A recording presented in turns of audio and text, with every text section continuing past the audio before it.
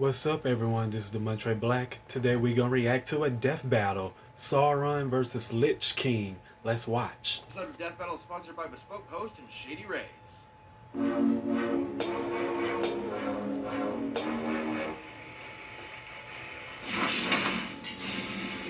Sauron, the Lord of the Rings. The Lich King, Warcraft's Lord of the Scourge.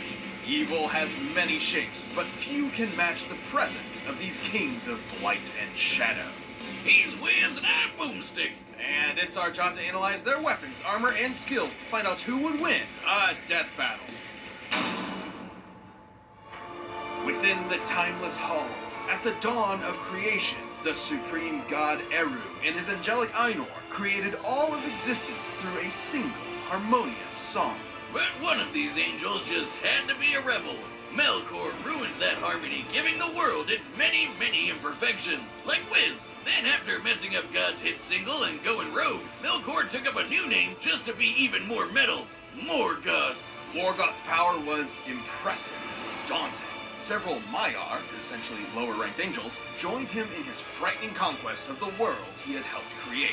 And the greatest of these followers was one obsessed with destroying all life in the pursuit of bringing about complete order. He used to be Myron, but under Morgoth's reign, he became the one and only Sauron. As the bigwig of Morgoth's forces, Sauron spent thousands of years bringing Middle-earth to its knees. He's almost more a force of nature than anything else, able to create infernos, cause country-spanning earthquakes, and even absorb souls. And because he's a weird angel spirit man, he can morph his body around his own soul however he wants, or just shed it like clothing and fight as a ghost. He can morph far beyond that. He has appeared as something akin to both man and elf, attractive and devious. A werewolf, once thought to be the greatest wolf of all, and even a vampire. Oh man, Tumblr's gonna go nuts with that. Many of his greatest accomplishments are not due to his powerful magics and weaponry, but his inhuman cunning.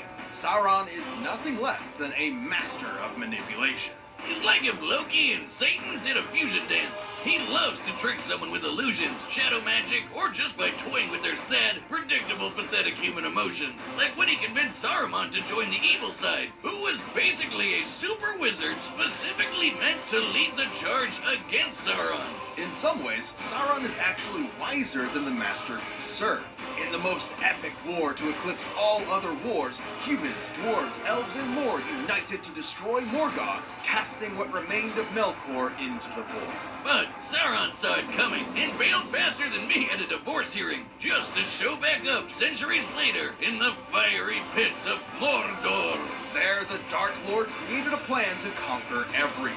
He fooled the Elven Smiths into forging 19 rings of power and planted them among the leaders of Elven, Man, and Dwarven kind, all controlled by another ring he made in secret. The one ring to rule them all, one ring to find them, one ring to bring them all, and in the darkness bind them. Oh god, that's so epic. I think I'm into poetry now. Forged in the fires of Mount Doom using part of Sauron's own soul, the One Ring amplified his power and let him control the minds and actions of the other ring bearers. The 9 kings of men were especially vulnerable and saw themselves reduced to twisted wraiths bent to Sauron's whims. It wasn't any better for the less kingly humans. So much so that Sauron mind-controlled most of Numenor. We're talking about an island nation that could have had as many as 18 million people, and Sauron had them all at his creepy, pokey fingertips.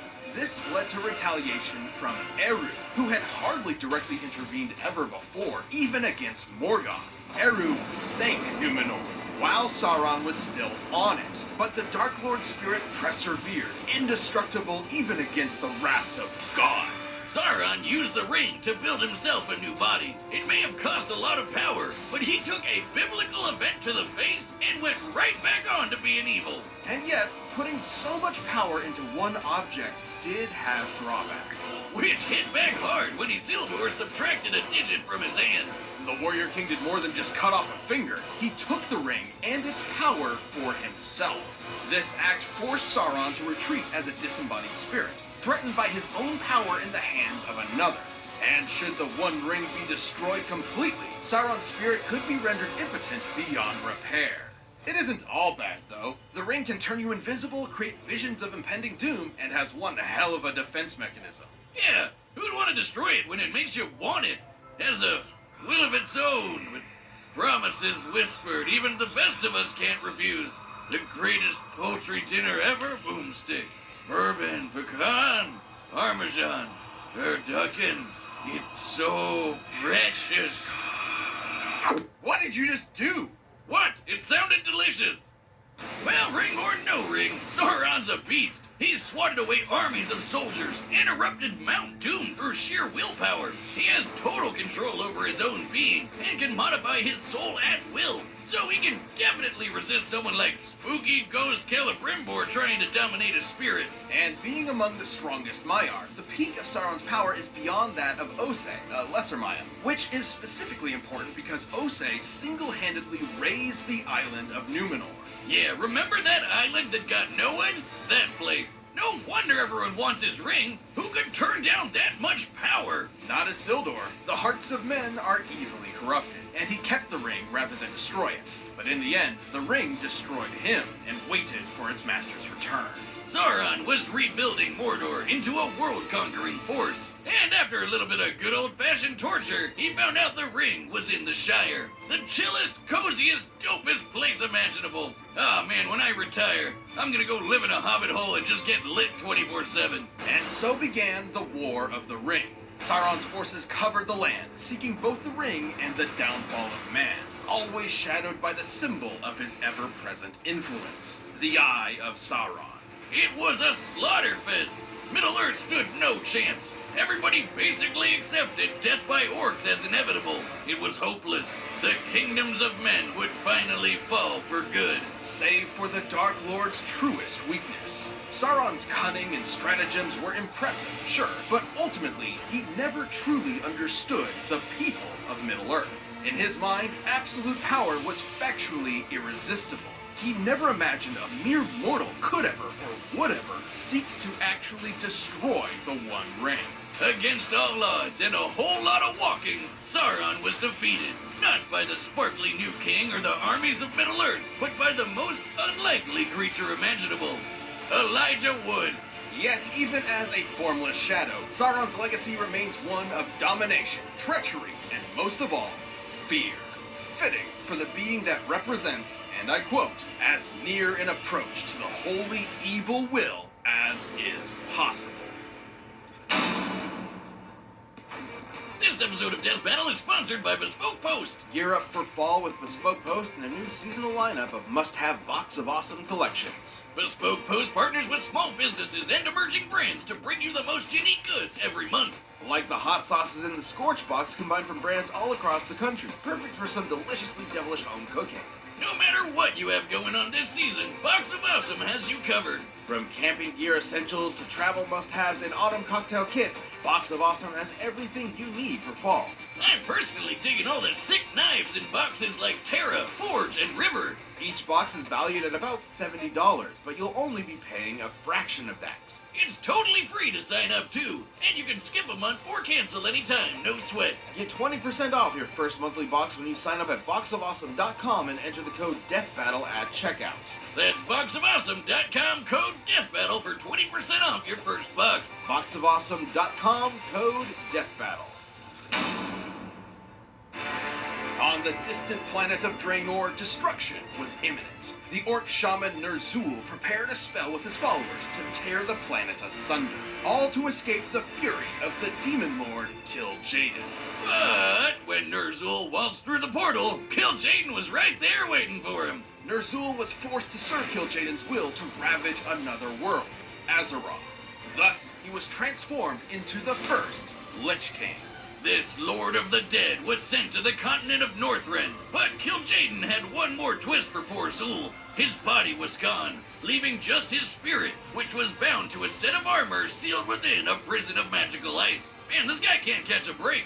Armor looks sick, though. He's gonna possess me if I put that on, huh? From his frozen prison, the Lich King would begin his conquest, conjuring an unstoppable plague of undeath. Soon, this would threaten the lives of the kingdom of Lordaeron. Okay, so that was a lot, but here's where our main guy finally shows up. Lordaeron's crown prince and holy knight, Arthas Menethil.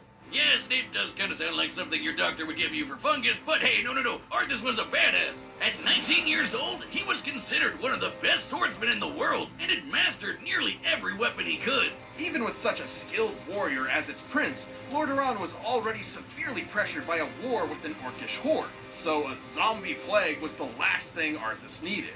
Compounding this even further, Ner'zhul managed to break free of Kil'jaeden's power, and turned his attention toward creating a champion to lead his ever-growing scourge. Naturally, he chose Arthas. Who was a stressed out mess, to the point where he tried to stop the plague by killing everyone in his own city. Holy shit!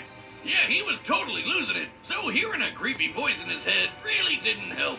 Long story short, in his efforts to protect his realm, Arthas discovered a rune blade and took it for himself. This was the fearsome Frostmourne. Surprise! It's the source of the Lich King's power. He was stealing souls and storing them within the blade. With this new ice-cold cleaver in hand, Arthas lost his soul and got a Death Knight makeover. And so the former hero of light would lead the very scourge he previously fought. And in time, Arthas would don the armor for himself, giving the Lich King a new, ultimate power. Walking! Remember, everything the Lich King had done up until this point had been from his prison within a literal block of ice. And this new Saronite armor, Saronite armor, is the best. Like, what was it doing stuck in ice all this time when it's made of old god blood and self-repairs? Screw you, blacksmith, you're never taking my hard-earned gold. I'll never have to get naked and die again! By donning this dark helm, Ner'zhul and Arthas fused to become one, a being far more powerful than either had been before.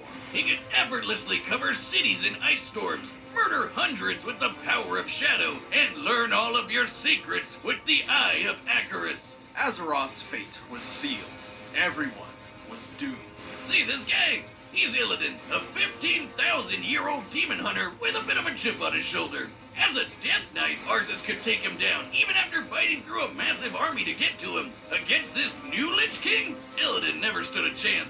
This is important because Illidan had absorbed the power of Gul'dan, an orc warlock who, alongside his followers, raised the Broken Isles out of the sea, a massively powerful feat of magic.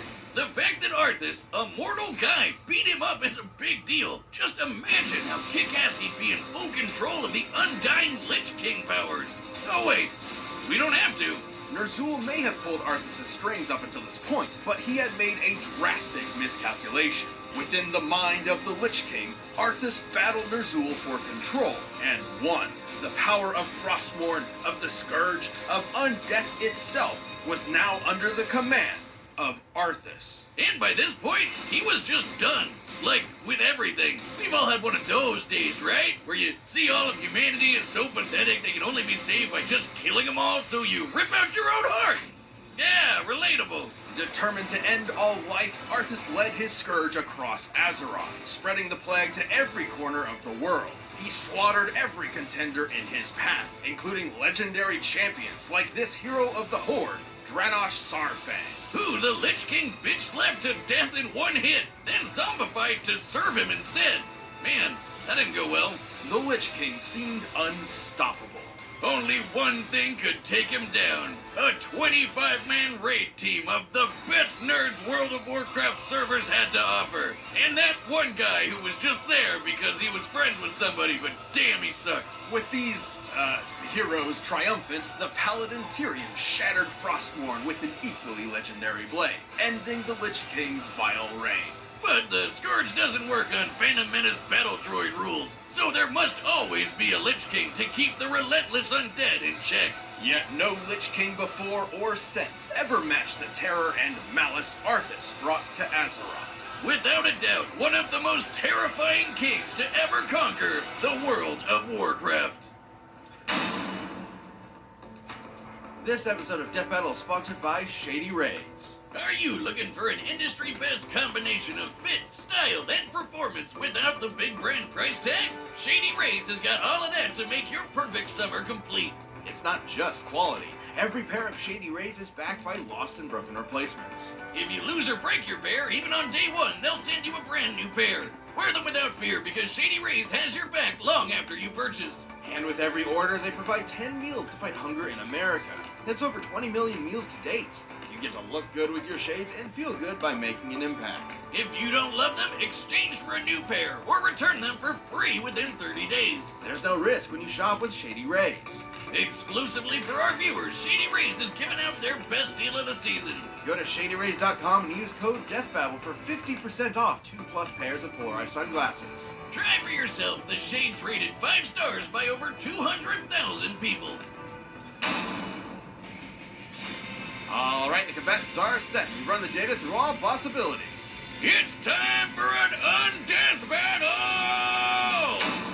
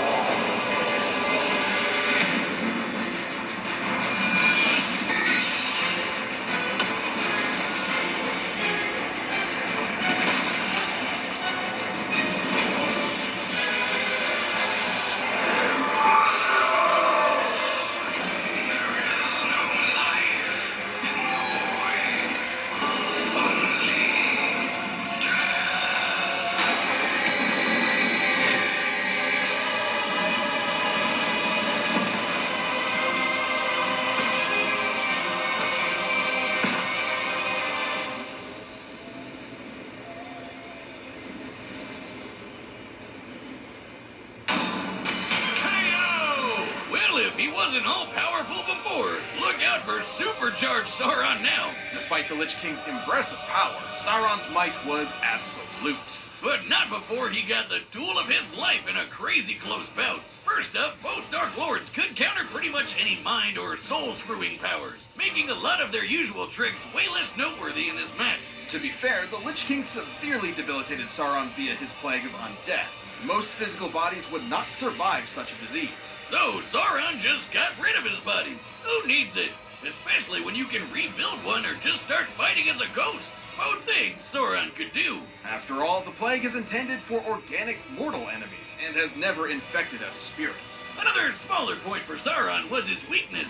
The Lich King was a clever bastard, but even with the Eye of Icarus, it would have been tough for him to decode and destroy the One Ring. Meanwhile, given enough power, Sauron would naturally end up destroying Frostmourne. He's kinda got a thing for breaking swords. So let's compare their power. While their highest limits are certainly nebulous, interestingly enough, some of the most impressive feats from both worlds involve lifting islands. As Sauron is a more powerful Maya than Osei, and the Lich King could reliably defeat someone with Gul'dan's magic, it is possible to gauge the difference in power by measuring the islands that were raised. Keep in mind, Gul'dan had a bunch of health, so we're only giving him his share. Turns out, Osei was doing twice the work. By examining official maps to determine the volume of the islands, we found a difference between lifting 2 quadrillion tons of rock versus 4 quadrillion tons, among further energy required to actually lift these through the ocean, of course. Both impressive, sure, but Sauron had the edge. And for the final nail in the coffin, the Lich King might have been super scary, but he really wasn't around for all that long.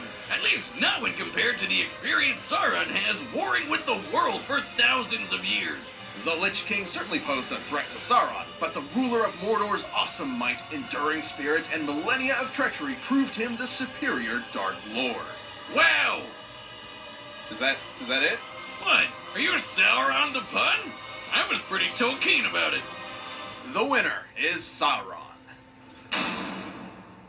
If you like the death battle, give a thumbs up. I'll see you on my next reaction. This has been the Montre Black. Peace.